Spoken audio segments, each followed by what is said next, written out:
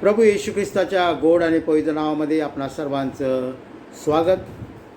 पेंटेकॉस्ट नंतरचा आजचा 8वा रविवार आहे आणि आजच्या उपासनेला आपण प्रारंभ करूया. हरिणी जशी पाण्याच्या प्रवाहासाठी लुळपते तसा हे देवा माझा जीव तुझ्यासाठी लुळपत आहे. माझा जीव देवासाठी, जिवंत देवासाठी तानेला झाला आहे. मी केव्हा देवासमोर येऊन त्याचे दर्शन घेईन. तुझा देव कोठे आहे असे ते मला सतत म्हणतात, म्हणून अहोरात्र माझे अश्रू माझा आहार झाले आहेत. लोकसमुदाय सण पाळे तेव्हा त्याच्या मेळ्याबरोबर मी कसा चाले आणि आनंदोत्सव व देवस्तवन यांचा गजर चालला असता देवाच्या घराकडे त्याला मी कसा मिरवत नाही. हे आठवून माझ्या जीवाचे पाणी पाणी होते. हे माझ्या जीवा तू का खिन्न झालास? तू आपल्या आतल्या का तळमळत आहेस? देवाची आशा धर, तो मला दर्शन देऊन माझा उद्धार करीतो, म्हणून मी त्याचे पुनरुक्ती गुणगान गाईन. आपण यावेळेस एक सुंदर गीत ऐकणार आहोत आणि हे गीत ऐकत असताना आपण आपल्या मनाची अंतःकरणाची तयारी करूया.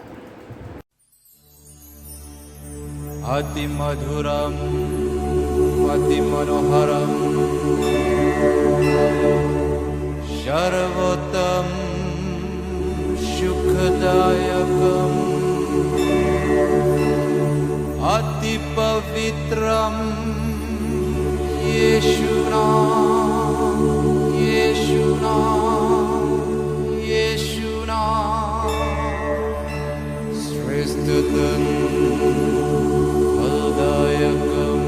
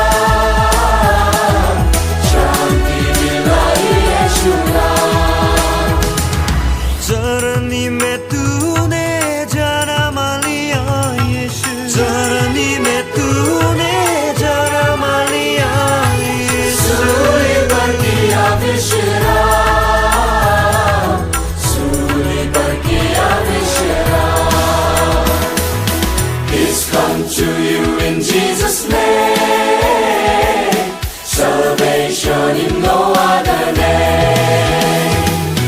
Peace come to you in Jesus' name.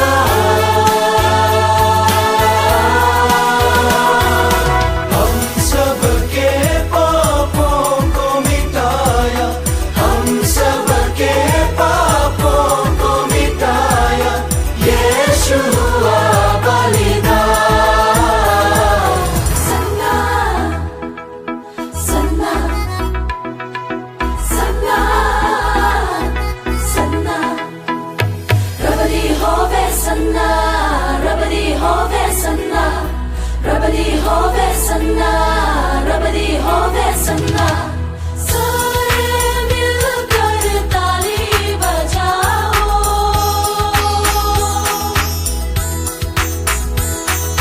सारे मिलकर ताली बजाओ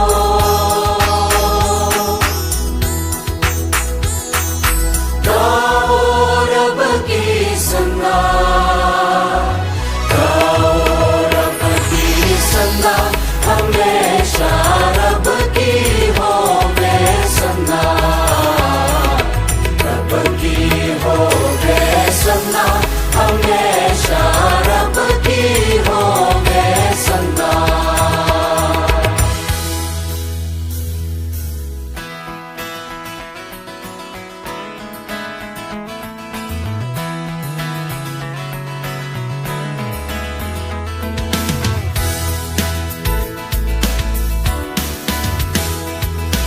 मुक्ति दिला यीशु नाम शांति दिला यीशु नाम मुक्ति दिला यीशु नाम शांति दिला यीशु नाम मुक्ति दिलाई शांति दिलाई मुक्ति दिलाई यीशु नाम मुक्ति दिलाई शांति दिलाई मुक्ति दिलाई यीशु नाम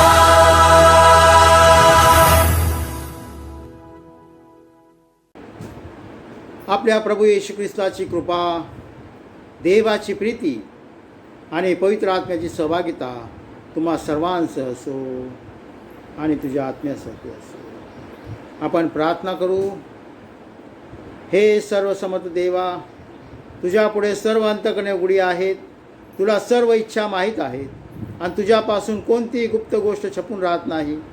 आम्ही तुझ्यावर पूर्णपणे प्रीती करावी व तुझ्या पवित्र नामाचा महिमा येथे वर्णावा म्हणून तू आपल्या पवित्र आत्म्याच्या प्रेरणेने आमच्या अंतकरणातील विचार शुद्ध कर. आमचा प्रभू येशू ख्रिस्त याच्याद्वारे आमेन. उर्ध्वलोकी देवाला गौरव आणि पृथ्वीवर त्याच्या मनुष्यात शांती. हे प्रभू देवा, स्वर्गातील राजा, सर्वसमर्थ देव बापा, आम्ही तुला भजतो, स्तवितो. आम्ही तुझी उपकारस्तुती करीतो. तुझ्या गौरवासाठी आम्ही तुला स्तवितो. हे प्रभू, एकुलता एक पुत्रा येशू ख्रिस्ता, हे प्रभू देवा, देवाच्या कोकरा, तू जगाचे पापहरण करतोस, आम्हावर दया कर.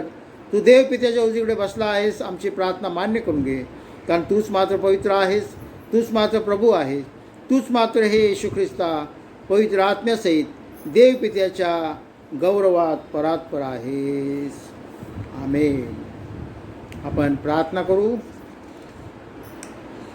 सर्व समर्थ परमेश्वर देवा, मनापासून तुझे आभार मानतो, कारण की माणसाच्या जीवनामध्ये अनेक संकटे येतात, पण प्रत्येक संकटातून त्याला बाहेर काढतोस. संकट समयी तू आमचा आधार होतोस. परमेश्वर, तुझी कृपा आम्हावर आहे. सदैव तू आम्हाबरोबर राहतोस. आम्ही तुझ्या सानिध्यामध्ये राहावं, वाढावं, जेणेकरून सर्व संकटापासून तू आम्हाला मुक्त करशील.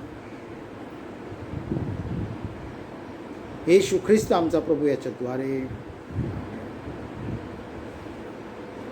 यावेळेस आपण आजच्या दिवसासाठी नेमलेले शास्त्रपाठ ऐकणार आहोत.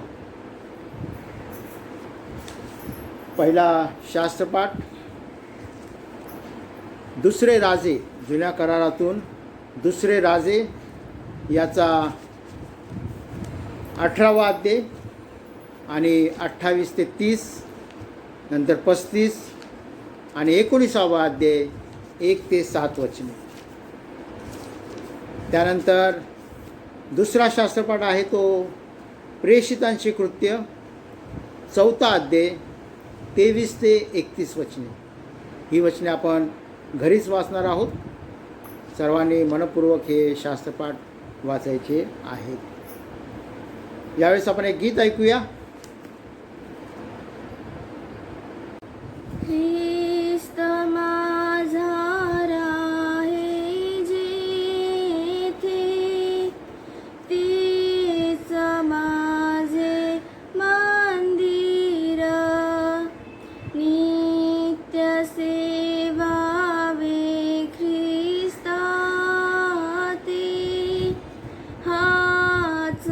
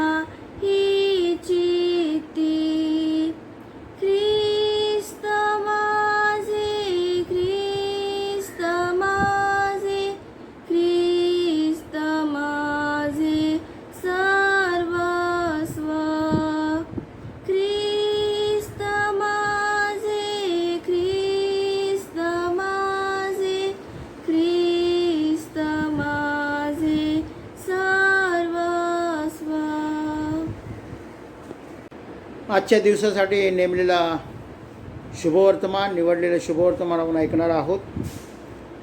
संत माकृत शुभवर्तमानाच्या 4थ्या अध्यायात शुभवर्तमान लिहिले आहे. त्याच्या 35व्या ओळीपासून शुभवर्तमानास प्रारंभ होतो. हे ख्रिस्त येशू, तुला गौरव असो. त्याच दिवशी संध्याकाळ झाल्यावर येशू त्यांना म्हणाला, आपण पलीकडे जाऊया. तेव्हा लोक समुदायाला सोडल्यावर तो मत्स्यात होता. तसाच ते त्याला घेऊन गेले. दुसरेही मत्स्य त्याच्याबरोबर होते. नंतर मोठे वादळ आले व लाटा मत्स्यावर अशा आदळत होत्या की तो पाण्याने भरू लागला. तो तर वरामावर उश्वास घेऊन झोपी गेला होता. तेव्हा ते त्याला जागे करून म्हणाले, गुरुजी, आपण बुडत आहोत, तरी आपणाला काहीच कसे वाटत नाही काय? तेव्हा येशूने उठून वाऱ्याला धमकावले आणि समुद्राला म्हटले, उगा राहा, शांत हो. मग वारा पडला व अगदी निवांत झाले. नंतर येशू त्यांना म्हणाला, तुम्ही इतके भित्रे कसे? तुम्हाला विश्वास कसा नाही? तेव्हा ते अतिशय घाबरले व एकमेकास म्हणू लागले, हा आहे तरी कोण? वारा व समुद्र हे देखील त्याचे ऐकतात. हे ख्रिस्ताचे शुभवर्तमान आहे. हे प्रभू येशू, तुझी स्तुती असो. यावेळेस आपण आपला विश्वास प्रगट करूया. आपण सर्वजण मिळून प्रेषितांचा मतांगीकार एकत्र म्हणूया.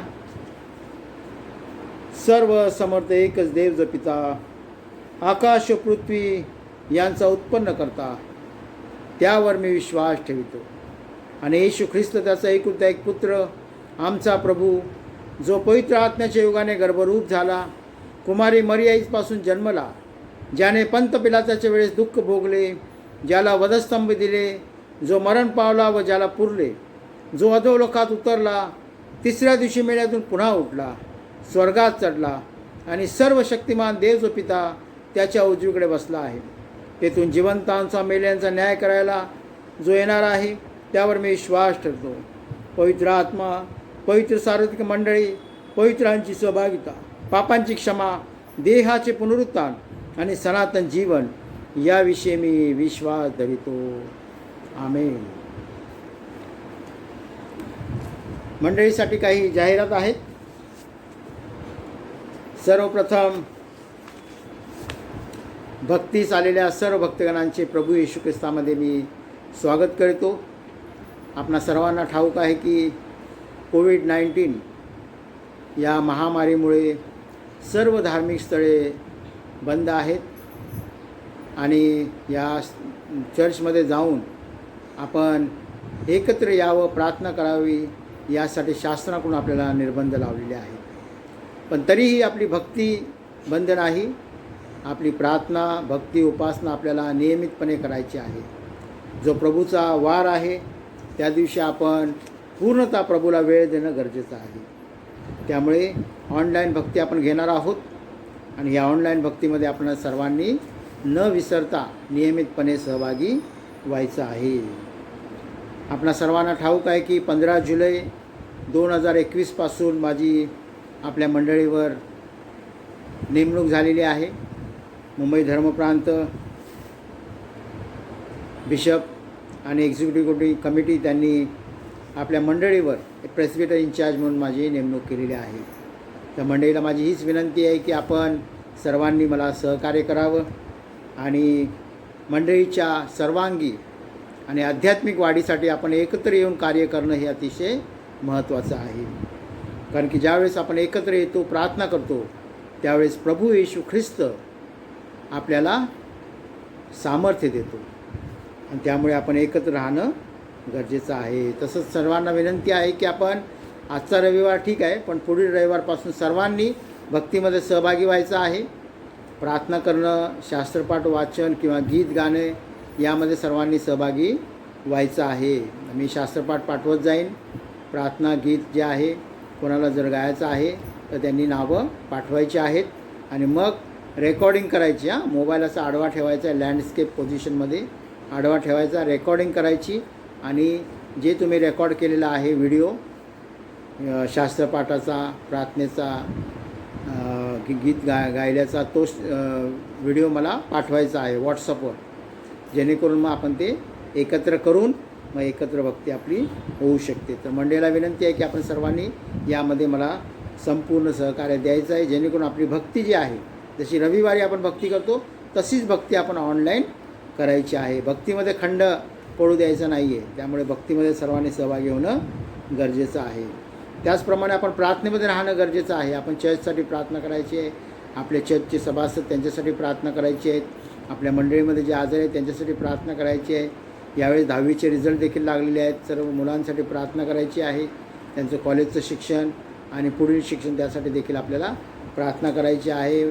सर्वांसाठी आपल्याला प्रार्थना करायची आहे. विशेषतः जे कोविड-19 कोरोना ज्यांना झालेला आहे त्यांच्यासाठी विशेष प्रार्थना करायची. परमेश्वराने त्यांना स्पर्श करावा आणि त्यांना कोरोनातून मुक्त करून त्यांना आरोग्य द्यावं. त्याचप्रमाणे आपण आपल्या भारत देशासाठी प्रार्थना करू की भारत देशाला सर्व संकटातून परमेश्वराने बाहेर काढावं आणि जनजीवन सुरळीत व्हावं. अनेकांच्या नोकऱ्या गेलेल्या त्या नोकऱ्या त्यांना पुन्हा मिळाव्या आणि त्यांची प्रार्थना परमेश्वराने मान्य करावी. जगातून कोरोना व्हायरस नाहीसा व्हावा यासाठी आपण प्रार्थना करू. परमेश्वराने या महामारीचा संपूर्णतः नाश करावा आणि लोकांचं जीवन पुन्हा एकदा व्यवस्थितरित्या त्यांना जगता यावं यासाठी आपण सर्वांनी प्रार्थना करूया. आपण प्रार्थना करूया. प्रार्थना करू. सर्व समर्थ परमेश्वर देवा, मनापासून तुझे आभार मानतो, कारण तुझं पवित्र जिवंत वचन तू आम्हाला दिलेलं आहे. ते समजण्यासाठी तू आम्हाला स्पर्श कर. तुझ्या पवित्र आत्म्याने आम्हाला भर, जेणेकरून तुझ्या वचनातून जी सत्यता आहे ती आम्हाला लाभेल आणि त्यामध्ये आम्ही टिकून राहून तुझं गौरव करू. या भक्तीमध्ये जे सहभागी झालेले आहेत त्यांच्यावर तुझा आशीर्वाद पाठव. येशू ख्रिस्त आमचा प्रभू याच्याद्वारे. ख्रिस्तातील प्रियजन हो, प्रभू येशू ख्रिस्तामध्ये आपणा सर्वांचं पुन्हा एक वार स्वागत. पेंटिकॉस्ट नंतरचा आजचा 8वा रविवार आहे आणि आजसाठी जो विषय आहे तो विषय आपणा सर्वांचा आवडीचा विषय आहे, कारण त्या विषयामध्ये आपण परमेश्वरावर कशासाठी विश्वास ठेवतो ते स्पष्ट होत आहे. कारण की आपण पाहतो की मानवी जीवनाचा जर आपण बारकाईने अभ्यास केला तर मानवी जीवनामध्ये आनंदापेक्षा दुःख व त्रास जास्त आहे असं आपल्याला आढळतं. पण हे दुःख आणि त्रास सहन करण्यासाठी परमेश्वर आपल्याला शक्ती देतो. त्यामुळे परमेश्वरामध्ये आपण टिकून राहणं, त्याच्या विश्वासामध्ये दृढ राहणं हे अतिशय महत्त्वाचं आहे. अनेक वेळेस आपण पाहतो की लोक आपण देवाशी विश्वासू आहोत असं दाखवतात. देवावर त्यांचा वर विश्वास असतो, पण ज्यावेळेस त्यांच्या जीवनामध्ये संकट येतात, त्यांच्या जीवनामध्ये ज्यावेळेस दुःख त्रास येतात त्यावेळेस ते डगमगून जातात आणि मग त्या संकटातून बाहेर येण्यासाठी परमेश्वरावर अवलंबून राहावं याऐवजी ते परमेश्वराला दोष देतात, देवाला कोसतात. पण प्रियजन हो, पवित्र शास्त्र आपल्याला शिकवत आहे की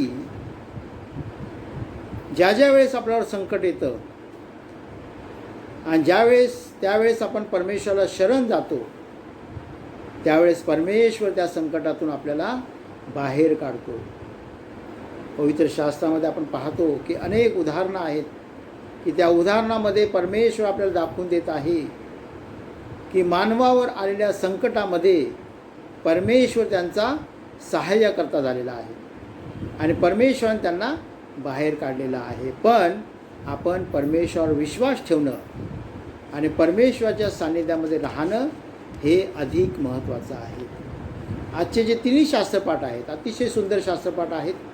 पहिला शास्त्रपाठ आपण पाहतो, हिजकिया राजा जो आहे, ज्याला परमेश्वराने राजा म्हणून नेमलेला आहे आणि देवाच्या दृष्टीने जे योग्य आहे ते आपल्या जीवनातून त्याने केलेलं आहे. देवाला ज्या गोष्टीचा वीट आहे किंवा जे अमंगळ आहे ते सर्व त्याने काढून टाकलेलं आहे आणि देवाला जे आवडतं ते आपल्या जीवनातून केलेलं आहे. म्हणून आपण पाहतो की हिजकिया राजाला परमेश्वराने यशप्राप्ती दिलेली आहे. पण आपण काय पाहतो, आजचं जे शास्त्रपाठ आहे दुसरे राजे 18वा अध्याय 19वा अध्याय, त्यामध्ये आपण काय पाहतो की हिजकिया राजावर संकट आलेलं आहे. अश्शूराचा राजा सनेरीब याने काय केलेलं आहे, यहुदाच्या तटबंदी असणारे नगर काबीज केलेले आहेत. आणि मग अश्शूराचा राजा सनेरीबने त्याचे दास पाठवून, सैन्य पाठवून हिजकियाला निरोप दिलेला आहे. आणि हिजकिया राजा घाबरलेला आहे. आणि मग त्याने काय केलेलं आहे, अश्शूराच्या राजाला खंडणी देण्याचा प्रयत्न केलेला आहे. 300 किक्कार चांदी, 30 किक्कार सोने, मंदिराच्या दाराला मंदिराला लावलेलं सोनं चांदी सगळं त्याने काढून अश्शूराच्या राजाला पाठवलेलं आहे. पण अश्शूराचा राजा जो आहे सनेरीब, तो समाधानी झालेला नाही. त्याने त्याचे दास पुन्हा पाठवलेले आहेत. आणि मग आपण पाहतो की हिजकिया राजा अतिशय घाबरलेला आहे. आणि त्याला वाटलं की आता काही खरं नाही. आणि मग त्याने स्वतःची वस्त्र फाडलेली आहेत, गोंताट नेसलेला आणि परमेश्वराच्या मंदिरामध्ये तो गेलेला आहे. आणि परमेश्वराजवळ त्यांनी प्रार्थना केलेली आहे. आणि मग आपण पाहतो की आमोजाचा पुत्र यशिया याने हिजकिया राजाला निरोप आणलेला आहे की परमेश्वराने त्याची प्रार्थना मान्य केलेली आहे. आणि मग त्याच रात्री आपण पाहतो की परमेश्वराने त्याचा दूत पाठवलेला आहे.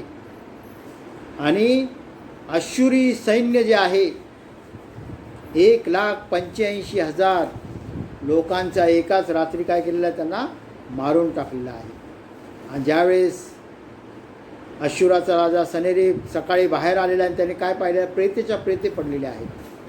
आणि तो घाबरलेला आहे. मग ते ठिकाण सोडून तो पुन्हा गेलेला आहे. पण आपण काय पाहतो की सनेरीब राजाने इस्रायलाचा देव परमेश्वराला तुच्छ मानलेला आहे.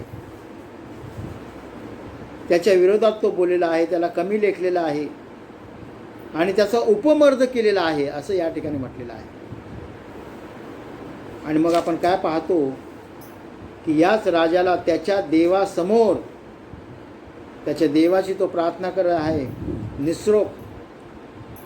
निस्रोक देवाची तो प्रार्थना करत आहे. आणि त्या मंदिरामध्येच परमेश्वराने त्याला मारलेला आहे. म्हणजे त्याचा देव त्याला वाचू शकत नाही. इस्रायलाचा देव, हिजकिया राजा, त्याचं सैन्य कमी जरी असलं, कमकुवत असलं, तरी परमेश्वराने त्यांना त्या संकटातून बाहेर काढलेलं आहे, त्यांना वाचवलेलं आहे. म्हणजे परमेश्वराच्या जवळ ज्यावेळेस आपण जातो, संकट कितीही मोठं असो, परमेश्वर त्या संकटातून आपल्याला बाहेर काढतो. नंतर दुसरा शास्त्रपाठ आपण वाचला, प्रेषितांचे कृत्य याचा 4था अध्याय आणि 23 ते 31 या वचनामध्ये आपण पाहतो. पण त्यापूर्वी आपण पाहतो की पेत्र आणि योहान याने एक जन्मापासून पांगळा असलेला जो भिकारी आहे त्याला बरं केलेला आहे. त्याचं वय 40पेक्षा जास्त आहे. अनेक वर्षापासून, म्हणजे 40 वर्ष तो भिकारी पांगळा आहे, भीक मागत आहे. त्याला उठता येत नाही, चालता येत नाही. लोक त्याला आणून तिथे बसवायचे आणि घेऊन जायचे 40 वर्ष. आणि पेत्र आणि योहान यांनी येशूच्या नावामध्ये त्याला बरं केलेलं आहे. आणि हा चमत्कार पाहिल्यानंतर अनेक लोक त्यांनी प्रभू येशू ख्रिस्तावर विश्वास ठेवलेला आहे. हा पांगळा जो आहे त्यांच्याबरोबर मंदिरामध्ये गेलेला आहे. आणि 5,000पेक्षा जास्त लोकांनी प्रभू येशू ख्रिस्तावर विश्वास ठेवलेला आहे. आणि त्यामुळे काय झालेलं आहे, त्यावेळेचे जे पुढारी लोक आहेत ते घाबरलेले आहेत. आणि मग जे मंदिराचे जे याजक आहेत, सरदार आहेत, सदुकी आहेत, ते सर्व त्या ठिकाणी आलेले आहेत. आणि पेत्र आणि योहान यांना त्यांनी ताकीद दिलेली आहे. आणि त्यांना सांगितलं की येशूच्या नावाने प्रचार करू नका, येशूच्या नावाने अगदी काही बोलू नका किंवा शिकवूही नका. आणि अशी ताकीद देऊन त्यांना काय केलेलं आहे, त्यातून बाहेर काढलेलं आहे. पण आपण काय पाहतो की पेत्र आणि योहान यांनी आपल्या मित्रांना सर्व गोष्टी सांगितलेल्या आहेत आणि देवाजवळ त्यांनी प्रार्थना केलेली आहेत. आणि ते म्हटलेले आहे की परमेश्वरा, हे प्रभू, आता तू त्यांच्या धमकावण्याकडे पहा आणि बरे करण्याकरता तू आपला हात लांब करीत असता आपल्या दासाने पूर्ण धैर्याने तुझे वचन सांगावे असे कर. तुझा पवित्र सेवक येशूच्या नावाने चिन्हे व अद्भुत घडावे असेही तू कर. आणि ज्यावेळेस अशी प्रार्थना त्यांनी केली, प्रार्थना केल्यानंतर त्या जागेमध्ये काय झाले, ती जागा हादरलेली आहे आणि सर्वजण पवित्र आत्म्याने परिपूर्ण होऊन देवाचे वचन धैर्याने बोलू लागलेले आहे. धैर्याने म्हणजे परमेश्वराच्या सानिध्यामध्ये ते गेलेले. त्यांच्यासमोर संकट आहे, पण त्या संकटाच्या वेळेस ते परमेश्वराच्या सानिध्यात गेले आणि परमेश्वराने त्या संकटातून त्यांना बाहेर काढलेल्याने एक शक्ती त्यांना दिलेली आहे. जे शुभवर्तमान आपण वाचले आहे ते शुभवर्तमान आपल्या सर्वांना ठाऊक आहे की प्रभू येशू ख्रिस्ताने वादळ शांत केलेलं आहे. ज्यावेळेस ते प्रभू येशू ख्रिस्त मत्स्यात बसून पलीकडे जात आहे आणि मग काय झालेलं आहे, अचानक वादळ आलेलं आहे आणि त्याच्या लाटा ज्या आहेत त्या मत्स्यावर आदळत होत्या आणि ते मत्स्ये पाण्याने भरू लागलेले आहे. येशू ख्रिस्त झोपलेला आहे आणि मग त्याचे शिष्य घाबरलेले आहेत आणि मग ते प्रभू येशू ख्रिस्ताला जागे करून घाबरून जागे करत आहेत त्याला आणि म्हणत आहे की गुरुजी, आपण बुडत आहोत तरी आपल्याला काहीच वाटत कसं नाही. तेव्हा येशूने उठून वाऱ्याला धमकावलेलं आहे आणि समुद्राला म्हटलेलं आहे की उगारा, शांत हो. आणि मग तो वारा पडला आणि अगदी निवांत झालेला आहे. आणि पण प्रभू येशू ख्रिस्ताने त्यांना एक अतिशय बेसिक मूलभूत प्रश्न विचारलेला आहे की तुम्हाला विश्वास कसा नाही किंवा तुमचा विश्वास कोठे आहे. या ठिकाणी जर आपण पाहिलं की पवित्र शास्त्र जे अलंकारिक भाषेत लिहिलेलं आहे, आपण पाहतो की मत्स्ये म्हणजे आपलं जीवन आहे, पण वादळ, लाटा हे जे काय आहे की आपल्या जीवनामध्ये येणारे समस्या आहेत, अडचणी आहेत, संकट आहेत. आणि हे संकट आपल्या जीवनातून कोण शांत करू शकतं? केवळ प्रभू येशू ख्रिस्त. त्यामुळे प्रभू येशू ख्रिस्तामध्ये आपण राहणं हे अतिशय महत्त्वाचं आहे. या ठिकाणी आपण पाहतो की प्रभू येशू ख्रिस्त शिष्यांबरोबर उपस्थित आहे, तरी देखील शिष्य घाबरलेले आहेत. आपल्या जीवनामध्ये देखील असंच होतं. आपल्या जीवनामध्ये ज्यावेळेस संकट येतात, त्रास, दुःख येतं, त्यावेळेस आपण देखील घाबरून जातो. पण आपण एक गोष्ट विसरून जातो की प्रभू येशू ख्रिस्त आपल्याबरोबर आहे. प्रभू येशू ख्रिस्त म्हणत आहे की युगाच्या समाप्तीपर्यंत मी तुम्हाबरोबर आहे, मी तुम्हाला अनाथ असं कधीही सोडणार नाही. प्रभू येशू ख्रिस्त सदैव आपल्याबरोबर आहे. ज्याने आपल्याला सांगितलं आहे की अहो कष्टी व भाराक्रांत जन हो, तुम्ही सर्व माझ्याकडे या म्हणजे मी तुम्हाला विसावा देईन. म्हणजे प्रभू येशू ख्रिस्त आपल्या जीवनामध्ये आहे हे विसरल्यामुळे आपल्याला अधिक भीती वाटते. पण प्रभू येशू ख्रिस्त आपल्याला देखील तोच प्रश्न विचारत आहे की आपला विश्वास कोठे आहे. शिष्य जे प्रभूबरोबर सदैव आहेत, प्रभू येशू ख्रिस्ताने केलेले चमत्कार त्याने पाहिलेले आहेत. त्याने रोग्यांना बरं केलेलं आहे, अनेक असाध्य आजार त्याने बरं केलेले आहेत, जे मेलेले आहेत त्यांना उठवलेलं आहे. त्यांनी देवाच्या राज्याची शिकवण त्यांना दिलेली आहे. पण तरी देखील आलेल्या छोट्याशा संकटामुळे शिष्य घाबरलेले आहेत. आज आपल्या जीवनामध्ये आपण देखील घाबरतो. देवावरचा आपला विश्वास कसा आहे? ज्यावेळेस आपण प्रार्थना करतो आणि आपली प्रार्थना मान्य होते, जे काय आपल्याला हवं आहे ते परमेश्वर देतो आणि त्यावेळेस आपण आपल्या मुखातून काय बोलतो? परमेश्वर चांगला आहे. पण ज्यावेळेस आपली प्रार्थना मान्य होत नाही किंवा आपण प्रार्थना केल्यानंतर ती गोष्ट मिळण्यासाठी थोडा वेळ लागतो, पण परमेश्वर जे काही आपल्याला देतो ते त्याच्या समयानुसार देत असतो. थोडा वेळ झाला की आपण काय होतो? निराश होतो आणि मग आपल्याला वाटतं की खरंच देव आपली प्रार्थना ऐकतो का? पण प्रियजन हो, परमेश्वर नेहमी आपली प्रार्थना ऐकतो. आपल्या भक्तगणांच्या प्रार्थनाकडे, विनवणीकडे परमेश्वराचे कान लागलेले आहेत असं पवित्र शास्त्रामध्ये आपण वाचतो. त्यामुळे परमेश्वर भाव ठेवून आपण जीवन जगणं गरजेचं आहे.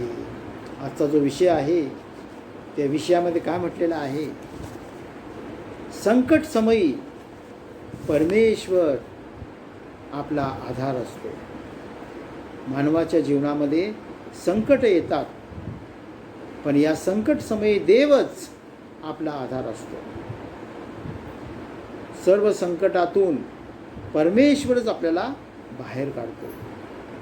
त्यामुळे ज्यावेळेस आपल्या जीवनामध्ये संकट येतात त्यावेळेस आपण देवावर अवलंबून राहणं,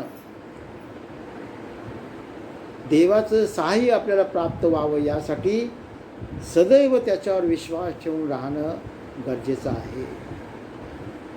आपण पाहतो की संकट अनेक प्रकारचे आहेत. जसं नैसर्गिक संकट आहे, सर्वसामान्य माणसाच्या जीवनामध्ये येणारे नियमित संकट आहे. म्हणजे कोणी माणूस असो त्याच्या जीवनामध्ये ही संकटं येणार, पण ती संकटं कशी असतात, तात्पुरती असतात. त्या संकटातून परमेश्वर सहज आपल्याला बाहेर काढतो. काही काही अपवाद असतात, म्हणजे काही काही संकट जे नैसर्गिक संकट आहेत ती सर्वांच्याच जीवनामध्ये येत नाहीत, तर ठराविक लोकांच्या जीवनामध्ये येतात. पण त्या संकटामागे परमेश्वराची काहीतरी योजना आहे, इच्छा आहे.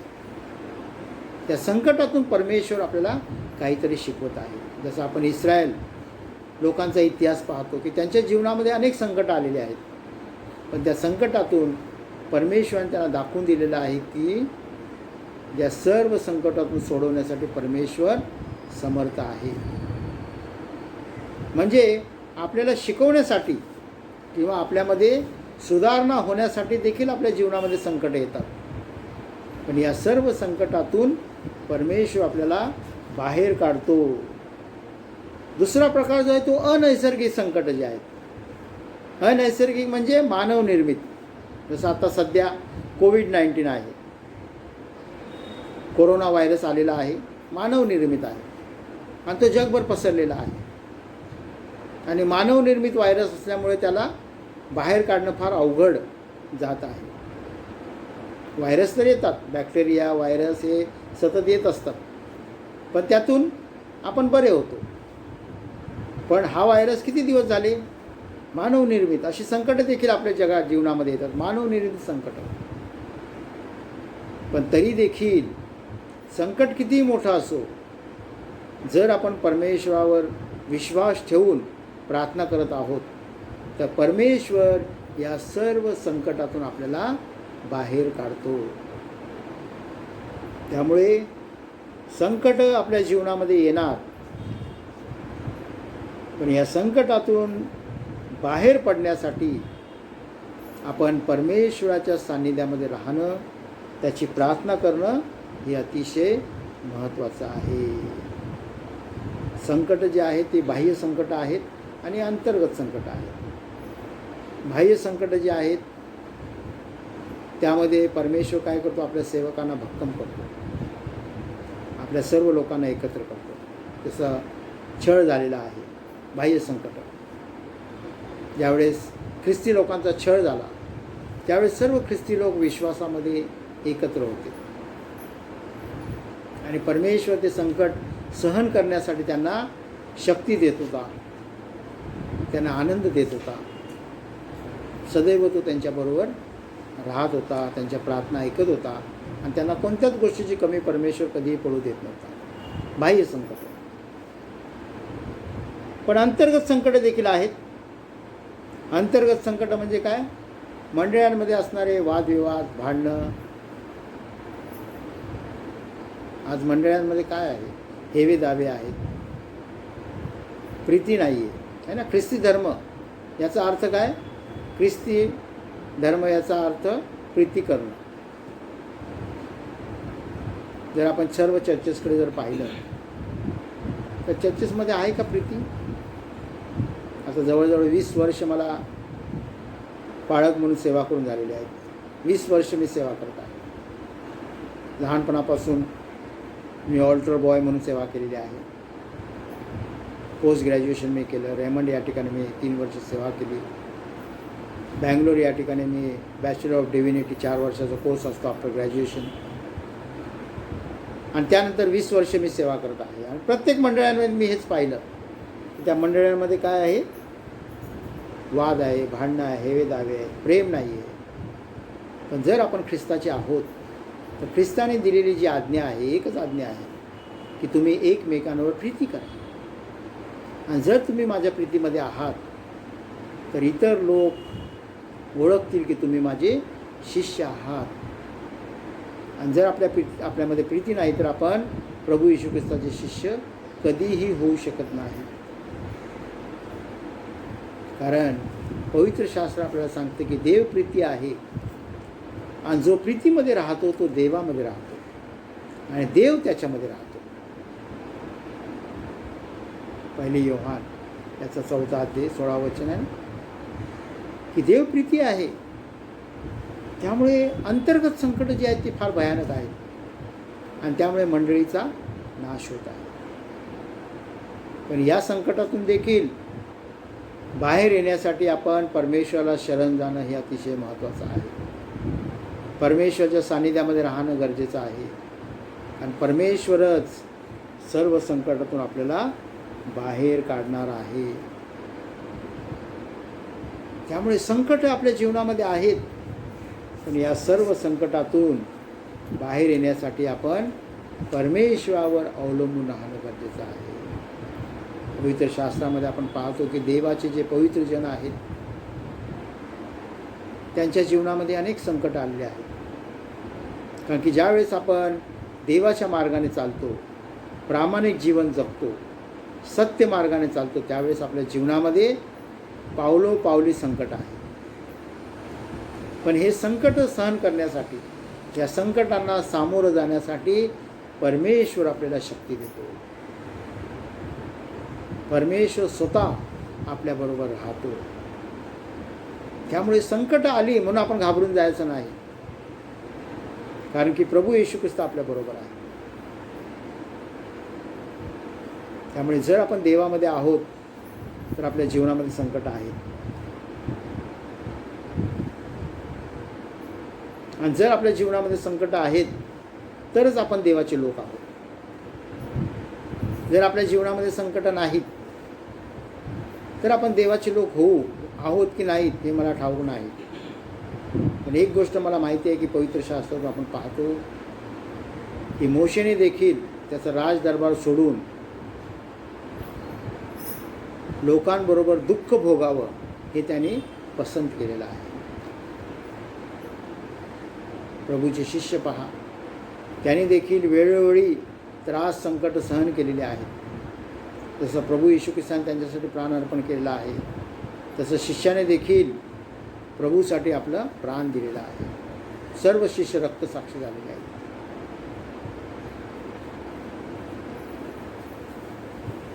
म्हणजे संकट येतील, त्रास होणार. देवाचं काम करत असताना आपल्याला त्रास होणार, संकट येणार. पण या संकटांना सामोरं जाणं आणि त्या संकटामध्ये विश्वासामध्ये दृढ उभं राहणं हे अतिशय महत्त्वाचं आहे. त्यामुळे प्रियजन हो, आपण देवावर विश्वास ठेवूया,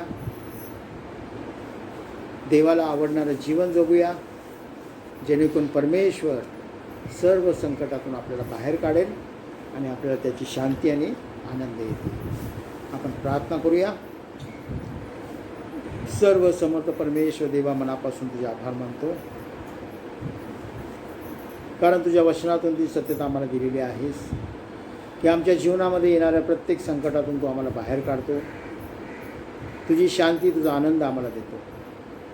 परमेश्वर, आम्ही संकटाला न घाबरता तुझी सेवा करावी आणि आमच्या जीवनाद्वारे तुझं गौरव करावं यासाठी तुझी कृपा करू सांगतो. या दिलेल्या सत्यतेबद्दल आम्ही तुझे आभार मानतो. येशू ख्रिस्त आमचा प्रभू याच्याद्वारे.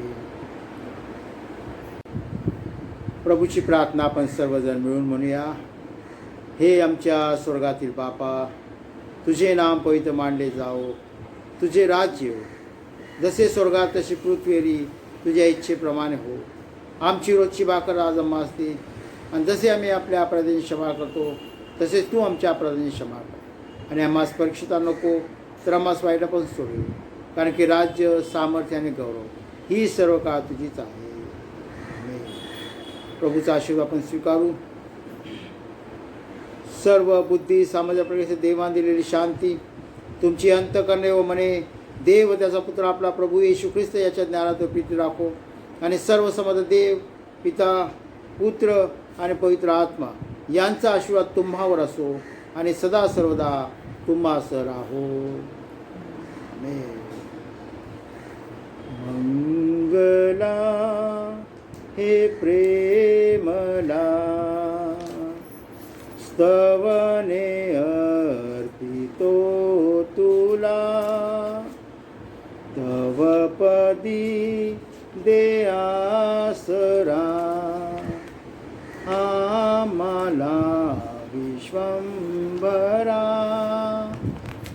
जाताना घरी दे मना शांती आमुच्या दयाधना जिने सरो हे चिंतनी देह जिजो आसेवनी अर्पितो तुला दयानिधे स्तोत्र गायने आनंदे मंगला हे प्रेमला स्तवने अर्पितो तुला.